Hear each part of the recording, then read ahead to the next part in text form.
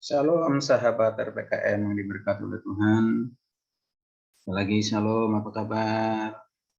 Saya percaya semua kita dalam penyertaan dan senantiasa diberkati oleh Tuhan. Puji nama Tuhan, kembali bertemu dengan saya pendeta Sebastian putar-putar dalam program RPKM, Renungan dan Pengajaran Kata Roh Ministry. Bersama-sama kita akan diberkati dengan kebenaran firman Tuhan, dengan topik memberi dalam kesusahan. Memberi dalam kesusahan.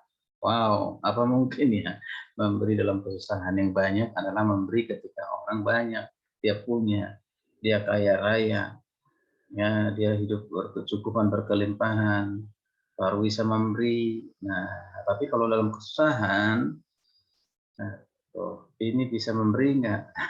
Tadi topik ini gimana sih? Ya, mungkin nggak itu?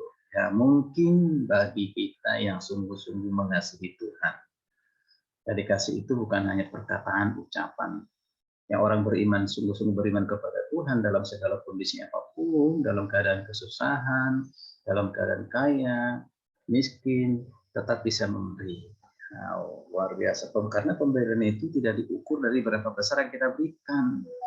Tidak, tapi seberapa tulus kita untuk memberikannya. Sukarela untuk memberikannya.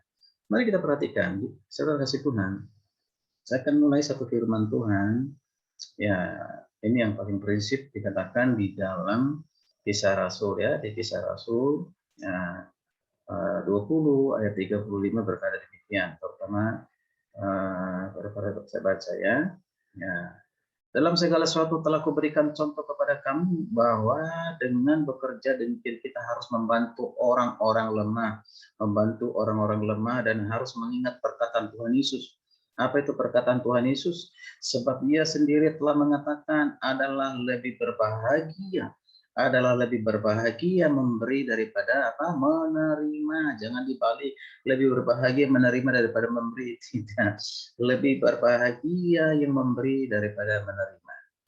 Oh, luar biasa ya.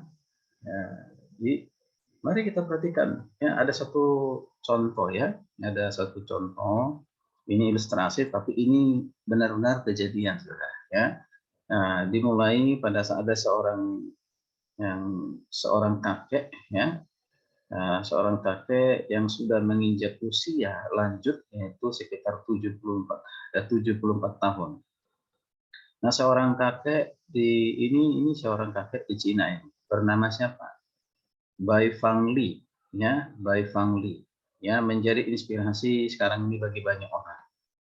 Ya, dikenal banyak orang ya. Nah, di dalam kesederhanaan hidupnya sehari-hari, Bai Fangli mempunyai hati yang begitu besar bagi sesamanya. Ya, bagi sesama. Nah, selama 20 tahun mengayuh beca, ya profesinya sebagai pengayuh beca, uang hasil jerih payahnya diberikan kepada anak-anak yang putus sekolah dan terlantar hari demi hari dia kerjakan itu. Hingga akhir hayatnya sudah ratusan anak yang terbantu dengan kedermawanan, kebaikan Bai Fangli ini.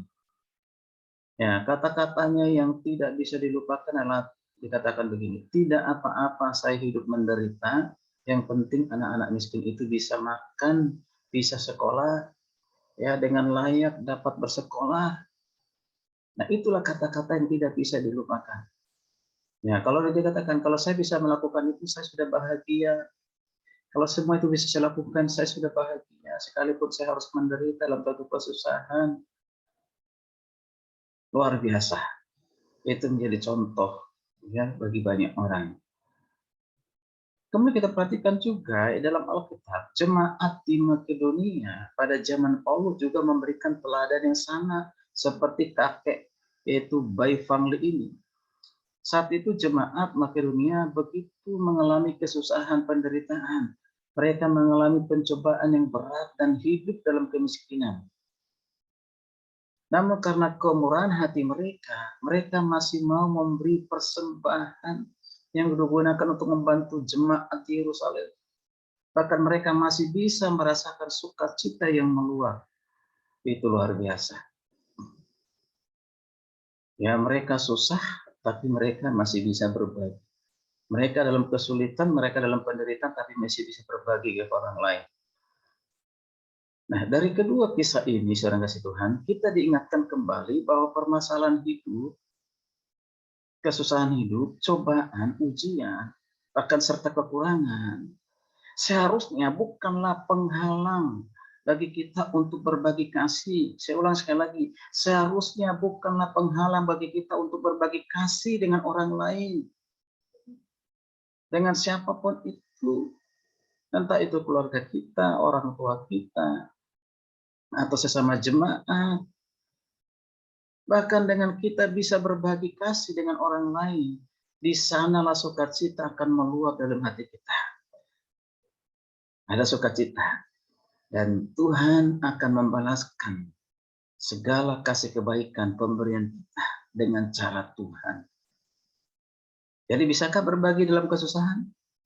Bisa. Yang terpenting kita mau atau tidak. Jangan gunakan logika pikiran kita, aku masih susah, aku masih menderita, masih banyak kebutuhan, uangku tidak banyak, ekonomi tidak memungkinkan. Halo, Alkitab tidak pernah mengajarkan demikian. Cari, kalau ada yang Alkitab mengatakan demikian, silakan cari, tidak ada, saya temukan tidak. Belajar memberi. Belajar memberi saya tidak hanya dengan kata-kata, lewat mengatakan lewat renungan ini. Saya sudah lakukan itu, bukan satu kesombongan. Tapi saya tidak perlu ceritakan kepada orang lain. Kapan saya menolong orang lain, siapa yang saya tolong, berapa banyak saya tolong, tidak perlu, biar Tuhan saja yang tahu. Tapi ketika saya melakukan itu, banyak hal-hal yang tak terpikirkan, ya, bisa dikerjakan, dilakukan oleh Tuhan dalam kehidupan saya, memberkati saya, memberkati kami, keluarga. Banyak cara, berkasih Tuhan. Jadi jangan dilihat kapasitas kita. Ialah kapasitasnya Pak Adolf itu layaklah untuk membeli dengan seorang rektor, seorang ketua punya sekolah. Belum tentu kita pun punya pergumulan yang sangat berat sekali. Yang saya hanya ceritakan kepada Tuhan, yang suami istri hanya ceritakan kepada Tuhan saja, karena kami tahu hanya Tuhan yang bisa menolong. Ketika kita ceritakan kesusahan kita kepada orang lain, belum tentu kita ditolong. Yang adalah mungkin disyukuri, yang mungkin adalah ya bukan hanya disyukuri, ya Tuhan mengatakan itu layak untuk dia. Lalu lebih baik kita cerita kepada Tuhan, Bapak Ibu Tuhan, curhat kepada Tuhan. Jikalau pergumulan kita, itu yang kita lakukan. Harus Tuhan, berdoalah di dalam kesusahan, dalam penderitaanmu, engkau bisa memberi dengan kekuatan Tuhan. Berbagi kepada orang lain. Selamat berbagi kasih, dan ingat sukacita ada padamu, dan sukacita ada pada orang lain. Memberi kepada orang lain bukan karena kita berharap untuk dibalas. Bukan.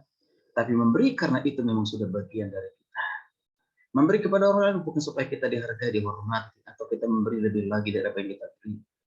Tidak atau seimbang. Tapi memberi kepada orang yang mungkin kita tidak bisa mengharapkan balasannya. Dari orang itu yang kita beri, itu hebat, itu luar biasa. Lakukanlah itu. Itu luar biasa.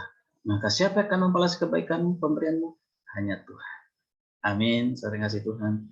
Puji nama Tuhan. Selamat berbagi kasih kepada orang lain dalam segala situasi, termasuk dalam kesusahan.